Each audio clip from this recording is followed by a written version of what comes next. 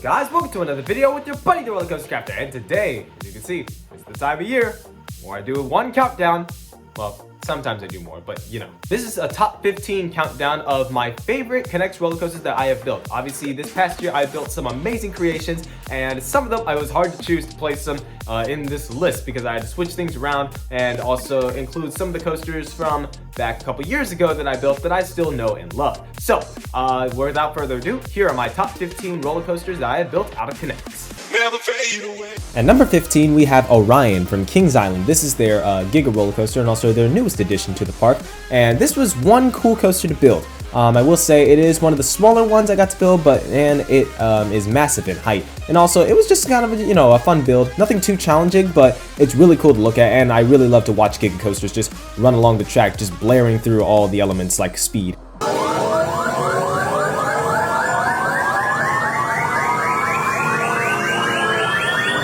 At number 14, we have Space Mountain from, of course, Disneyland. This was one of the bigger immersive coasters that I got to build, and it was a little difficult, but we pulled through, and this is a coaster that had probably one of the easiest track works. Yeah, one of the hardest track works because you have to really get in those spaces down there to make sure all the track is complete and smooth and make sure it all works and make sure it's not running into anything. But other than that, this was a really cool coaster to make. As you can see, the mountain was super duper big and it took a while to make, which is why I didn't really put it higher because it was kind of a hassle to do this one, but hey, it still turned out well in the end. At number 13, this isn't much of a change. We have Iron Gwazi from Busch Gardens, Tampa. Still not open yet, but we are awaiting it to open hopefully in the spring of this year. And this coaster was, like I said, it's compact and it's tall, which are two things I really look for when I build NEX roller coasters. I just really love that aspect of it, is if they're tall and they got complex layouts. So I really like this one because of that. And other than that, I just really enjoyed building this coaster so quick during the summer.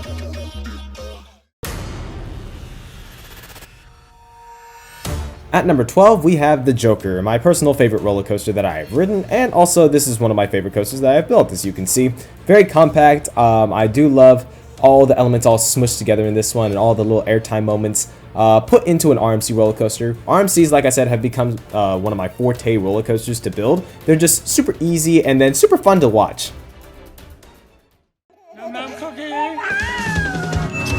At number 11 is the Incredi Coaster from Disney's California Adventure. I recently got to ride this coaster again, and man, was it awesome. And this coaster that I built about 2 years ago, though, was absolutely amazing. I loved this coaster ever since it was California Screamin', and just building it again as Incredi Coaster with all the theming and everything, and also putting in LEDs for the first time on a roller coaster for myself was absolutely awesome. So I will forever cherish this coaster because it is one of my childhood ones, and it is also themed to one of my favorite films, The Incredibles. Now starting the top 10, we have Fury 325 from Carowinds. Looking back at when I built this roller coaster back in 2019, I do remember it being super duper quick, and also watching this coaster whip through all the elements was so fun to watch. Even though this is more of an out and back coaster and it took up tons of space, it was cool to just sit right in the middle of it, right at the corner where the barrel turn is, and just watch this coaster run all the way around the room. And this was so much fun to just watch all the time. And as much as it's a B&M and the pressure of making it look graceful was on me, I managed to do it, and man, it turned out amazing. At number 9, we have Manta from SeaWorld Orlando. This is a B&M flying roller coaster. This was a small one at that. However, it really looked cool to me, and especially under black lights, as you can see, this was one of my favorite coasters to watch in black light. And also that pretzel loop right there was an awesome element to make. And really just everything else about this coaster was just as smooth as can be, just like the regular ride. So I will probably not build these super duper often, but getting to build them is always a treat.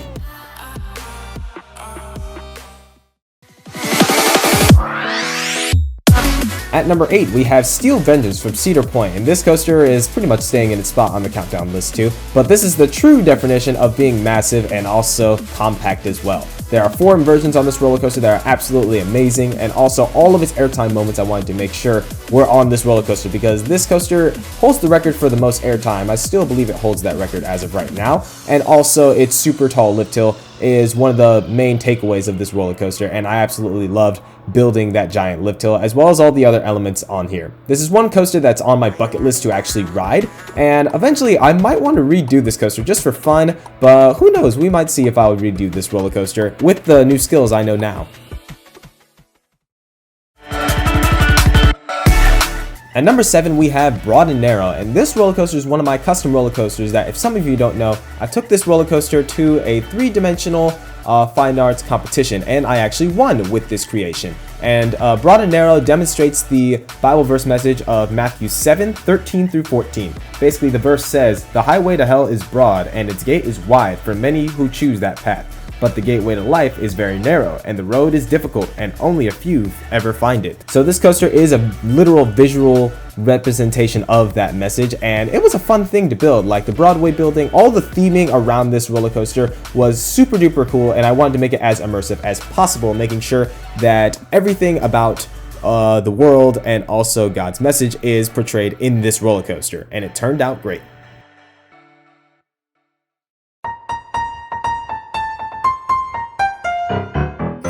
At number 6, we have my most recent roller coaster that I built, and this is Rudolphs Nosedive. This was my custom Christmas tree 3.0 that I built for Christmas, obviously, and this is a coaster that used my brand new automatic launch system that launched all the way up this 10-foot tall tree that I built, and just spiraled down just like it would on a polar coaster. So this was one fun roller coaster to make, and it's always fun to always decorate for Christmas. I find that quite amusing and just fun to do around that time of year. And also we got to customize the train and everything, and this coaster was just an absolute masterpiece in my opinion, and I will miss this roller coaster. It being just super tall, and also that launch system is just super fun to watch. I will definitely be using that more often. Starting our top 5, we have another custom roller coaster, which is Polaris. And this coaster is actually literally a polar coaster themed around space and about shooting up to the Northern Star as well as shooting through space. So this is a coaster that stretched all the way around my room. I only had so much space to work with, so I thought, why not we just build a polar coaster and then have it jet out on next to my bedside. So that's what we did. We had it jet all the way up to the ceiling, and then it went out to another side as well, just right on the side of my bed, just with a few other elements just to top it out. And this was one coaster that I absolutely loved. It glowed in the dark and everything, and it was just super cool to watch all the little cars run around, just like a marble run.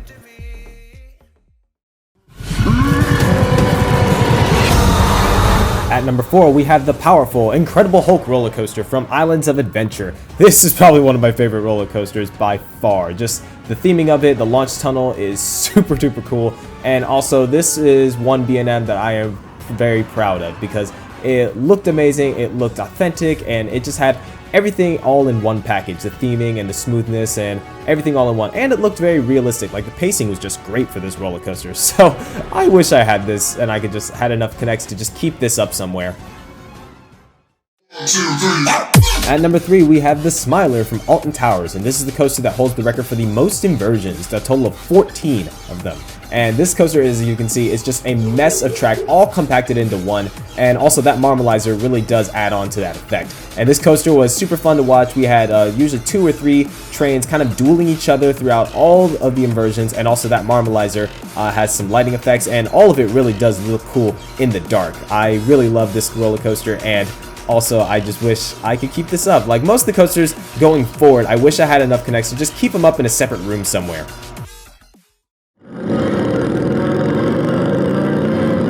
At number 2, our runner-up is Hagrid's Motorbike Adventure, also from Universal Islands of Adventure. And this coaster was probably one of the longest coasters to make. It took the longest time to make it because, as you can see, all the buildings, all the caves, the theming, and also all the stuff we had to implement into this roller coaster to make sure it worked authentically and also was functional enough for us to just sit back and watch it. It just all took a long time. Also, you have Fluffy right here. You have the switch track that we made that you're about to see in just a moment. And man, this was just a ridiculous amount of work to put in, but man, it all paid off in the end. And it's just super cool to watch go all the freaking time, and I just cannot help but fantasize over this roller coaster because I can't wait to get back on it again. Don't know when, but I will. Now, it was a doozy to choose between this one and the number 1 coaster that you're about to see on here, but I kind of had to just make a choice, and my number 1 roller coaster that I have built is... Please remain seated with your seatbelt fastened. Permanecer sentados, por favor.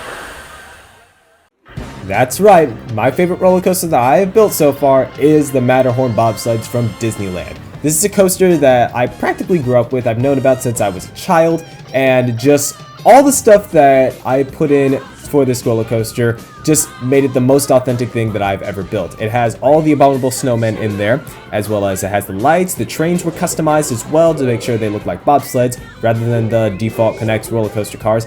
And also, I could just watch this thing go and go and go and go and go for hours because it was fully automatic. So I will forever love this roller coaster. It is one of my favorites to watch, and just the mountain was one of my favorite things that I've made, and that is why this is my favorite roller coaster that I've ever built so far. So we'll see what can pass it up maybe in the next few years, but I honestly don't know. I really do love this one.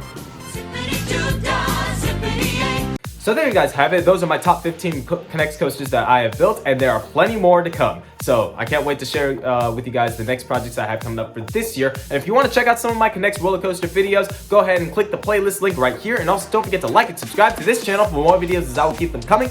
Thank you guys, and I'll see you next time on the Coaster Crafter channel. Peace!